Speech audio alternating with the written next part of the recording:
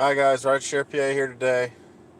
As always, guys, thank you, thank you, thank you.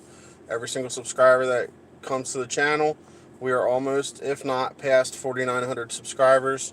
So thank you very much for liking all the videos, liking the content, and coming back. All right, guys. Today's article is a news article that I read. It came out yesterday at 4:50 p.m. Okay, I will put a link in the description below for this news article. Okay. The title is Uber is at fault for fatal self-driving crash, but it is not alone. Okay. The National Transporting Safety Board has made its determination in the probable cause of the fatal 2018 crash.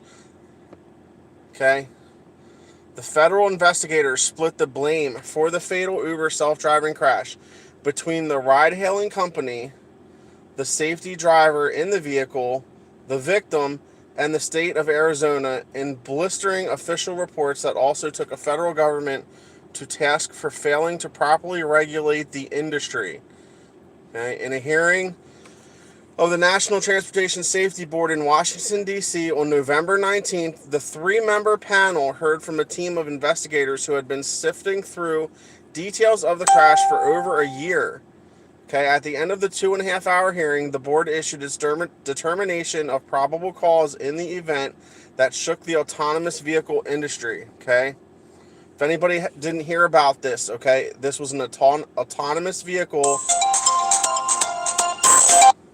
that Uber was testing out that fatally hit a woman and killed her.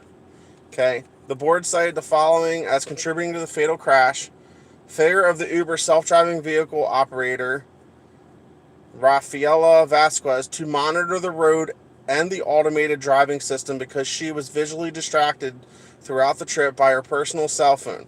Police determined that Vasquez was streaming the voice on her smartphone at the time of the crash. Oh my God. That she spent 34% of her time in the Uber vehicle that night glancing down at her phone, with the final glance taking place 6 seconds before impact.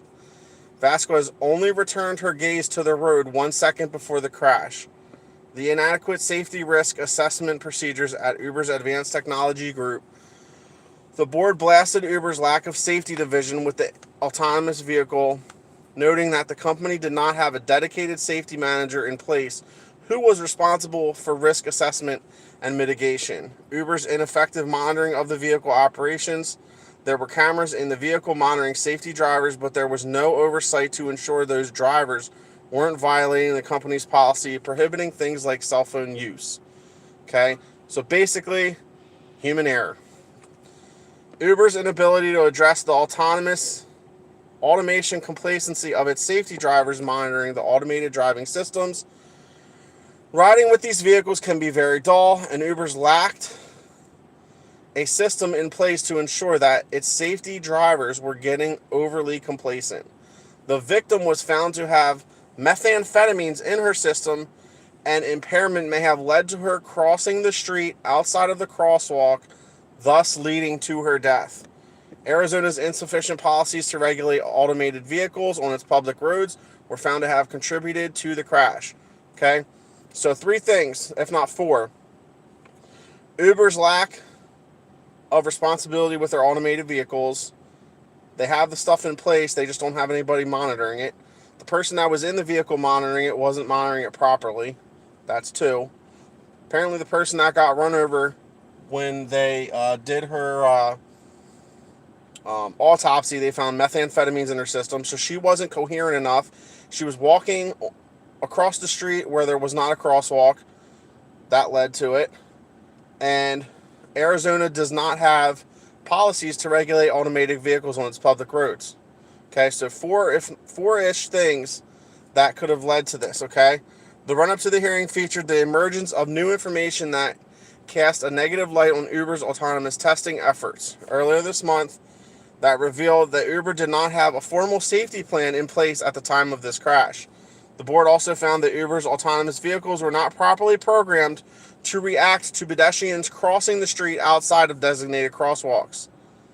Moreover, Uber revealed to the board that its self-driving test vehicles had been involved in over 3 dozen crashes prior to the fatal one, which doesn't surprise me. Just this week, the Autonomous News investigation revealed that Uber removed a critical safety feature from its self-driving system that could have prevented this death. Still, Uber is likely to avoid criminal repercussions, as the local prosecutors on this case has said, declining to press charges. They regret that the March 2018 crash resulted in the loss of Elaine Herzberg's life, and we remain committed to improving the safety of our driving program. Over the last 20 months, they have provided the NTSB with complete access to information about their technology and developments. So all of this could have been prevented, okay, guys? I'm not going to read this entire video or entire article because it is actually really long. I just read most of the main part. If you want to read this article in its entirety, you can go to the link in the description below. It will be on there. I hope everybody has a great day. Stay safe. Take care. Rideshare out.